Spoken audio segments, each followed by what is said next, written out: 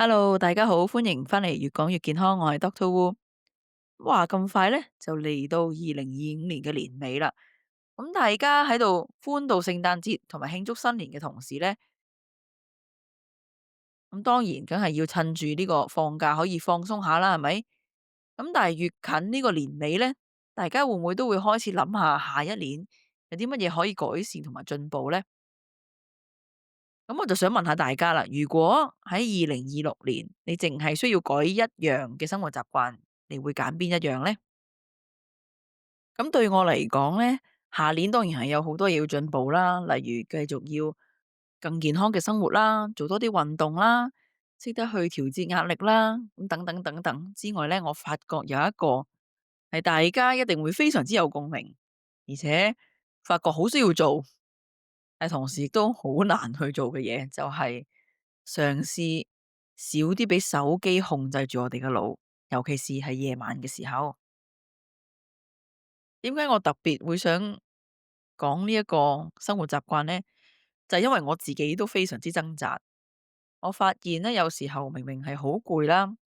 但係夜晚咧，你都係會想繼續碌電話。即係我瞓喺張床上邊，眼都蒙晒噶啦，都會想繼續碌。有時候咧，仲要係嗰一日做嘢越攰啦，或者越大壓力嗰啲日子咧，嗰晚就更加想碌過，反而更加唔想瞓覺。唔知大家有冇呢一個經歷啦吓？咁呢個現象咧，可以叫做補償行為 （compensatory behaviour），即係話我哋係用一啲行為啦，即係好似我哋而家碌電話，去滿足翻我哋日間冇辦法即時得到嘅休息、自由或者自主感，即係想攞翻啲 me time 啦，可以咁講。咁呢集咧，我唔係特別想教你點樣做先至啱，而係想邀請大家同我一齊開始去留意呢件事，然後嘗試下揾方法點樣可以改善。咁好多時啦，我哋會成日以為我哋夜晚不斷碌電話咧，係歸咎咗我哋意志力嘅問題，係因為我哋唔夠自律，所以停唔到。但係其實咧，呢個係好多層嘅一個現象，係神經系統啦、心理、行為設計層面上嘅現象。咁我咧就首先講下呢個神經生物層面方面先啦。咁第一樣嘢就係咧，多巴胺回路 （dopamine circuit）。即係話我哋個電話入邊不斷碌咧，佢有好多無限嘅短片、無限嘅信息、無限嘅通知咧，會俾我哋個腦咧提供一啲即時嘅獎賞。咁個腦咧有獎賞嘅時候咧，就會釋放多巴胺，咁就會刺激我哋繼續做呢個行為啦，令成我哋習慣咗繼續碌落去啦。咁我哋嘅前額葉啦 （prefrontal cortex） 咧個控制力都會下降。咁當我哋夜晚比較攰或者壓力大嘅時候咧，咁抑制衝動嘅能力就更加低啦。咁我哋嘅生物鐘咧，circadian rhythm 係會被打亂嘅。咁啊，因為我哋由一路進化以嚟啦，我哋都係其中一個可以辨別到日頭同埋夜晚嘅方法，咪就係光咯。因為喺我哋原始好耐之前嘅社會嘅時候，日頭就係有太陽有光嘅時候，夜晚就係冇光嘅時候。咁所以呢個咧就係一個好重要嘅信息，就知道我哋幾時要瞓覺。咁但係我哋而家生物鐘被打亂咧，就係因為我哋而家有燈啦。同埋尤其是我哋隻眼不斷係好緊咁望住電話上邊嘅光，咁呢個藍光咧就會經過我哋眼啦，去抑制咗呢個褪黑色素嘅分泌 （melatonin） 嘅分泌。咁所以我哋身體咧就收唔到話而家係夜晚嘅一個信號，所以就變咗當咗而家一路都係日頭啦。咁我哋嘅警覺性一路好高啦，咁我哋就更加難去真正休息同埋停低。夜晚不斷碌電話咧，同時亦都會令到我哋嘅交感神經更加活躍啦，個 sympathetic nervous system activation，佢令到我哋身體咧就進入咗一個警覺或者準備應戰嘅模式。咁如果大家有聽到我第22集講到交感同埋副交感神經嘅關係咧，就會知道當我哋交感神經非常之活躍嘅時候，副交感神經咧即係負責放鬆嗰個咧就會被壓低啦。因為咧佢哋嘅關係就好似坐喺個搖搖板咁。如果交感神經升高嘅話，副交感神經咧就會一路俾佢壓住。咁即係話，原本應該係要放鬆嘅時候咧，我哋明明覺得係好攰，但係都會瞓唔着啦。咁喺心理層面方面咧，就係因為通常我哋碌電話見到嘅咧，都係一啲負面偏見啦，或者一啲威脅。咁我哋個大腦咧喺我哋進化當中咧，當然係 train 到係可以非常留意到威脅啦，所以我哋先至可以能夠生存，並且令到我哋物種繼續延續落去。咁所以我哋平時碌電話會睇到一啲新聞啊，一啲社交信息咧，就會令到我哋個腦覺得係一啲威脅，或者一啲係要我哋繼續留意嘅事情，所以就會令到我哋更加停唔到啦。咁另外啦，我哋都會想有一啲情緒上嘅麻木啦，因為有時候譬如話我哋生活中有一啲負面嘅情緒，我哋有啲唔係太想面對嘅，咁去碌電話咧，就令到我哋個腦可以麻木咗啦，就去逃避咗去面對呢啲唔舒服嘅情緒。咁其實咁樣仲會形成到惡性循環啦，因為我哋冇好好面對或者去理解我哋一啲負面嘅情緒。咁另外一個碌電話咧，就係因為佢哋提供到一個不確定嘅獎賞。咁即係咩意思咧？就係你唔知道幾時先有呢個獎賞，係佢好隨機俾你嘅。就好似我哋平時碌電話，係咪有時候啊好多題目都好悶嘅，可能突然間唔時有一個搞笑嘅，間唔時有一個比較驚人嘅，間唔時一個可能你比較有興趣嘅。就喺呢個不確定嘅獎賞入邊咧，其實令到個腦更加難停㗎喎。咁呢個現象咧，其實喺老鼠實驗裏都做過啦，並且非常經典嘅。咁就係科學家咧，將一啲老鼠分成兩組，第一組就係固定獎勵組，就係老鼠咧會撳一次個掣咧，就會得到食物嘅獎勵。咁第二組咧就係隨機獎勵組，咁即係話咧老鼠撳咧就唔係每次都有獎勵嘅，係隨機俾佢嘅啫。咁大家可以估下究竟邊一組嘅老鼠係比較上咗癮去撳掣嘅咧？就係隨機獎勵組啦，咁因為固定獎勵組嗰個咧，因為佢嘅頻率非常之穩定啦，咁老鼠知道晒嗰個頻率之後咧，咁容易就厭咗啦。咁但係隨機獎勵組嘅老鼠咧，就係佢會不停撳，甚至撳得多過隔離嗰組喎。咁因為佢想知道啊，我幾時先至得到呢個獎勵咧？因為佢唔知幾時有。咁呢個咧就係呢個多巴胺係反覆被佢激活咗。咁所以呢個行為咧就容易形成咗習慣同埋上癮啦。咁呢個問題咧就同我哋碌手機一樣啦，尤其是我哋碌一啲社交媒體啦，尤其是短片咧，就係提供咗我哋腦咧一啲不可預測、比較隨機嘅一啲獎勵。咁所以個腦咧就不自覺咁上咗癮，不斷想碌啦，就搞到我哋更加瞓唔着啦。咁既然我哋都能夠知道呢啲資訊係令到我哋上癮咧，咁啊，當然設計呢啲 app 嘅人都會知啦，係咪？你知我知，單眼佬都知。咁就係咧，無限碌呢個動作咧，佢哋就係知道設計咗係會無止境咁源源不斷咁供應新嘅內容，所以我哋咧就更加容易停唔到繼續上癮啦，係咪？咁另外頭先都講過啦，就係我哋復仇式嘅睡前拖延，即係話因為我哋日頭好忙，冇時間俾自己休息，咁我哋就好想搶翻自己一啲休息嘅時間，就變咗做呢啲一個冇腦嘅，係咁碌電話啦。咁我哋當然啦，碌完電話之後咧，就瞓覺之前又過度興奮啦個腦，咁就好難平靜啦。咁變咗入睡就更加難啦，就瞓唔着。咁另外咧，佢又會令到我哋有呢個惡性循環喎。咁我哋攰就想碌電話去休息，咁點知瞓唔着，咁啊睡眠質素仲會下降啦，唔止瞓唔着。咁第二日咧就更加攰。咁你第二日嗰夜晚咧，你就更加想碌，咁啊越嚟越差啦。咁手機咧就其實唔止係分心咁簡單，佢係我哋嘅神經系統被過度刺激嘅結果，所以搞到我哋明明身體上係好攰，但係個腦都停唔到，令到我哋入睡困難啦，同埋睡眠質素下降，咁就會搞到咧我哋第二朝唔夠精神啦，又要趕時間翻工啦，咁同時咧亦都有內疚嘅感覺。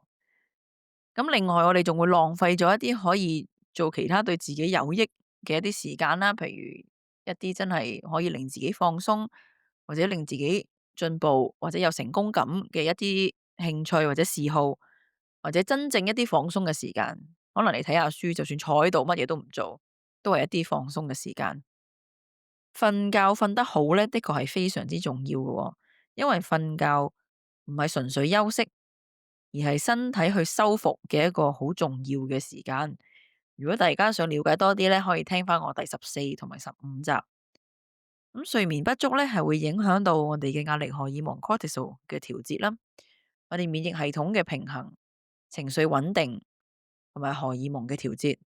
咁女性嚟講咧，會對於呢一啲影響特別敏感嘅喎。咁因為女性係要跟住月經嘅周期啦，咁荷爾蒙咧會比男性更加波動。咁所以咧，對於藍光啊、睡眠中斷啊或者壓力反應咧，就會更加明顯啦。因為我哋要有一啲雌激素 estrogen 或者黃體素 progesterone 嘅平衡，係可以因為睡眠周期而亦都受到影響。咁常見嘅後果咧，就係可能會成日覺得好攰啦，個情緒起伏比較大啊，月經紊亂啦，同埋咧發炎反應上升嘅。咁呢個咧我自己都有體會嘅，就係當我嗰段時間做嘢比較攰啦，做嘢比較忙，比較大壓力，同埋即係導致我可能係夜晚就係碌電話碌長咗啦。咁我啲濕疹咧就會比較嚴重嘅，呢個係非常之明顯。當我瞓得好，完全冇乜壓力嘅時候咧，啲濕疹係好翻晒。咁可能喺呢個時候咧，你會有一個反駁點就係話，咁我平時真係翻工好忙啊，我都明。如果我平時有啲日子瞓得唔好，瞓得少嘅，我禮拜六日補翻咪得咯，我瞓足一日啦，或者瞓足2日啦，咁得唔得咧？咁樣，咁其實咧係唔 work 嘅，因為我哋嘅身體咧係真係需要一個固定嘅一個規律啦，咁先至可以順暢去運作嘅。咁所以日常規律啦，即係比較定時同埋夠長同埋夠優質嘅睡眠咧，就比起你突然間瞓5日咁係更加重要嘅。咁你都可以用一個比較簡單嘅比喻啦，譬如話如果你有一部單車或者甚至係一個工廠等等，如果你能夠有一個固定嘅一個規律，去知道啊幾時係做嘢，幾時係修理，同埋你係每一日都會好認真咁 check 一次個機器，同埋修理翻去有啲爛咗嘅地方咧，就比起你不斷用佢用佢用咗1年都唔 check，但去到後尾先至大檢查或者大修理一次咧，係有唔同嘅。咁所以咧，長期夜晚咁樣刺激自己咧，即係都會令到我哋嘅睡眠質素下降啦。咁身體修復嘅效率咧就非常之低啦。咁喺呢個時候咧，我哋壓力啦、荷爾蒙啦、免疫系統啦都會被影響㗎喎。咁你試諗下一啲壞咗嘅基建啦，一路積累落嚟咧，後邊咧我哋就會出現比較大嘅問題啦。咁呢啲咧就唔係我哋身體太弱，而係我哋身體係夾硬喺度頂硬上嘅啫。咁因為我哋夜晚停唔到碌電話而導致嘅睡眠影響、壓力、生物鐘錯亂咧，係會影響到我哋嘅表觀遺傳 epigenetics 嘅。咁即係咧係會影響到我哋基因嘅一啲表達。如果大家想了解多啲咧，就可以聽翻我第26集講到表觀遺傳嘅。咁主要影響咧就係佢會開關多一啲發炎嘅基因啦。咁會影響一啲修復基因運作啦，可能佢會刪咗先啦，因為你個身體以為係有危險，所以熄咗一啲要修理嘅基因啦。咁可能就會影響到呢個免疫反應嘅平衡喎。咁因為長期夜晚刺激咧，咁你身體就會慣咗啦，亦都細胞會慢慢改變咧，佢點樣用我哋嘅基因啦。咁就變咗咧，好似我喺26集講嘅比喻咁，我哋營運嘅餐廳咧就出現好多問題啦。咁因為好多時一啲改變咧，真係影響好大嘅改變咧，唔係一日之內發生嘅，係要日積月累先至出現嘅。咁講到呢度，可能你就問啦，咁你而家咪即係叫我戒用電話先？咁啊，當然唔係啦，因為我自己都做唔到啊，因為實在電話已經成為咗我哋生活中好重要嘅部分啦，因為佢係一個好好用嘅工具。但係水能載舟，亦能覆舟。一個更好嘅工具，我哋用得唔啱，用錯方法，濫用咗嘅話，都只會適得其反嘅啫。咁所以咧，我哋嘅目標咧，應該就係要喺夜晚減少屏幕嘅刺激，減少呢啲電子儀器嘅 mon 嘅一啲刺激，俾個腦去慢慢放鬆，準備去瞓覺。咁有啲咩方法咧？咁例如可以定一個固定嘅時間，可以用電話或者 iPad 啦。咁當然唔好定呢個時間太長啦，或者係喺瞓覺之前。咁並且咧就將電話校做靜音。咁另外咧就係可能設立個睡房咧係唔可以有電話嘅，咁就唔好將電話帶入去睡房度啦。咁另外瞓覺之前為咗30分鐘唔好碌電話咧，就可以有一啲替代嘅儀式，例如係話瞓覺之前可以聽下一啲有聲書，睇下書，或者去用暖水浸下腳，一啲放鬆嘅伸展等等。咁另外咧，亦都可以將房嗰度咧加一個暖色嘅燈啦，臨瞓之前就開咗佢，咁啊減少藍光對自己嘅睡眠影響。咁另外有一個咧就係日間補償啦，即係話確保你日間嘅時候咧都有一啲自己嘅時間，有一啲自己可以休息做自己嘢嘅時間。咁夜晚咧你就唔需要覺得要搶翻一啲時間啦。咁至於一啲可以提升你睡眠質素嘅一啲 tips 咧，其實我都有整到一啲額外嘅資訊嘅，你可以喺資訊欄個 link 入邊有免費下載嘅資源，喺我個健康秘笈入邊可以免費下載嘅，我都歡迎下載。咁我自己咧都實踐咗一啲嘅，例如就係譬如話我一放工翻到屋企咧，我要即刻去沖咗涼先，咁就等我身體知道啊，我已經完成咗工作啦，可以休息。咁然後咧，我就允許自己可以用電話或者 iPad 去睇片，睇半個鐘。咁另外咧，就係我自己已經鏟咗 IG 或者 Threads 嘅 app 啦。咁當然啦，大家都可能知道我係有 IG 同埋 Threads 嘅 app 嘅。咁我咧就係會喺我需要 post 嘅時候咧，我先至會 download 啦，同埋weekend 嘅時候先至可以用嘅。咁另外咧，就係我夜晚沖完涼啊，睇完電話或者 iPad 嗰段時間之後咧，我就會練習彈琴啦，同埋寫下書法嘅。咁然後過咗呢個時間之後咧，我就最後睇一睇個電話有冇啲重要嘅信息。咁如果冇嘅話，我就放低電話，又入房，咁我就會拉筋放鬆，然後睇一陣書，然後我就會預備瞓覺啦。就咁聽落去，可能你覺得哇，好似好完美咁，係咪？咁其實咧，我都係開始咗2個月左右嘅啫。咁我都係有 fail 嘅時候嘅，所以大家一齊努力啦。咁啊，總結一下咧，就係我哋夜晚不斷碌電話咧，其實唔係因為我哋唔自律，而係我哋日常生活實在太忙，太多壓力，個腦覺得太攰。咁所以咧，嚟緊嘅2026年咧，我邀請你哋一齊去試，就係夜晚去減少我哋屏幕嘅刺激，令到我哋真正可以喺平日已經好忙碌並且有限嘅時間可以瞓得好啲，咁身體可以充足地修復得好啲。咁同時我哋又可以多啲時間去做一啲對自己真正有意義有用嘅事，咁我哋身心咧就會更加健康啦。如果你有一啲我冇提及到，並且你有用開或者更好嘅方法咧，我都歡迎你，請你留言話俾我哋聽，咁等我哋可以集思廣益，一齊進步。咁多謝你可以陪到我行到今年嘅年尾啦。咁嚟緊呢一年咧，我希望可以將呢個節目越做越好啦，可以帶俾大家一啲幫得到大家越嚟越健康嘅資訊。如果大家有啲乜嘢提議或者建議咧，真係不妨留言話俾我聽，可以令我更加進步，令到大家都可以得益啦。咁因為咧喺做呢個節目準備資料嘅時候咧，我亦都有唔少嘅得着，學到好多嘢，所以我都好感謝大家。多謝收聽越講越健康，我係 Doctor Wu，我哋下年再見。